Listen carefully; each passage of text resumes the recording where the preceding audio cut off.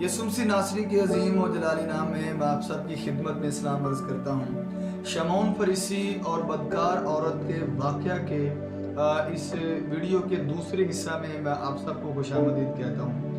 पिछले हिस्सा में जो हमने सीखा था, हवाले का सियाक़ो सबाब देखा था, और उसके बाद हमने फरीसियों के ताल्लुक से देखा था कि ये कौन सा फ़िरका है और यहूदियों के कितने फ़िरके उस वक्त काम कर रहे थे और यहूदियों की सियासी हालत क्या थी। खुदा के लोगों, बाइबल में लिखा है कि किसी फरीसी ने उससे दरख्वास्त की कि मेरे साथ खाना खा, या ज़ियाफ़त उसके लिए की गई है। खुदा के लोगों, यहूदी लोग अपनी ज़िंदगी में 6 मौक़ों पर ज़ियाफ़त का एहतमाम करते थे, और वो अपने दोस्त अहबाब को या अपने बहन भाइयों को, अपने रिश्तेदारों को उन ज़ियाफ़त में मदऊ किया करते थे। सबसे पहले उनमें ज़ियाफ़त का एहतमाम जो है वो किया जाता था कि जब किसी की शादी होती थी।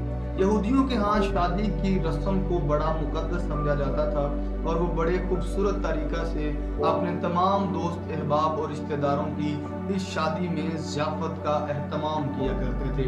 और यहूदी लोगों में ये दस्तूर था कि वो शादी पर ज़ियाफ़त करते थे। दूसरे नंबर पर ज़ियाफ़त करने का जो उनका तरीका था, उनके यहाँ किसी की मौत हो जाती थी तो फिर भी वो एक ज़ियाफ़त का एहतमाम करते थे ताकि उस फौतगी के अंदर शुरका को वो खाना खिला सके। और उसके बाद तीसरे नंबर पर था, जब वो किसी बच्चे की सालगिरह मनाते थे तो उस वक्त भी ज़ियाफ़त का एहतमाम किया जाता था, और तमाम दोस्त अहबाब रिश्तेदारों को मदऊ किया जाता था कि वो उनके साथ इस ज़ियाफ़त का हिस्सा बने। और चौथे नंबर पर था, यहूदियों के यहाँ जब कोई नया घर बनाता था तो घर की शुक्रगुजारी के तौर पर ज़ियाफ़त का एहतमाम किया जाता था, और उसी में तमाम दोस्तों को, तमाम रिश्तेदार, अहलो अयाल को दावत दी जाती थी। अच्छा, ये 4 तरीके जो हैं हम अपनी ज़िंदगी में भी इनको देख सकते हैं। शादियों के ऊपर भी हमारे यहाँ ज़ियाफ़तें होती हैं, और हमारे यहाँ किसी की डेथ हो जाए तब भी हम मेमोरियल सर्विसेज करते हैं, और उसके अलावा अगर हम नया घर बनाए तब भी थैंक्स गिविंग की कोई मीटिंग हो ही जाती है, और बच्चों की सालगिरहों पर भी हमें देखने को मिलता है। मगर 2 काम यहूदियों में बड़े ख़ास थे और वो हमारी ज़िंदगियों में क्रिश्चियनिटी के अंदर नहीं पाए जाते। वो पहला या 5वां काम ये था, 5वें नंबर पर जो ज़ियाफ़त थी, और वो काम ये था कि जब वो जब अपने घर कोई मैं निकालते थे अंगूरों की, जब अंगूरों की मैं निकाली जाती थी, ये एक बड़ा कठिन तरीका होता था। जैसे एक स्विमिंग पूल होता है जिसके अंदर हम नहाते हैं गर्मियों के अंदर, ऐसे बड़े बड़े हाउस बने होते थे, और उन हाउस के अंदर वो अंगूर जो थे वो फेंकते थे, फिर अपने पाँव से उनको लताड़ा जाता था और खालिश मैं को निकाल लिया जाता था। और उसके बाद एक काम किया जाता था, फिर थोड़ा सा पानी उसमें इंक्लूड करते थे और फिर उसको लताड़ते थे, और ये नाकस में होती थी। और जब भी बड़े सारे लोगों को मदऊ किया जाता था और इसमें ज़ियाफ़त में उनको शामिल होने की दावत दी जाती थी। और उसके बाद एक और बड़ा खूबसूरत था उनके यहाँ, जब वो भेड़ों की ऊन कतराते थे।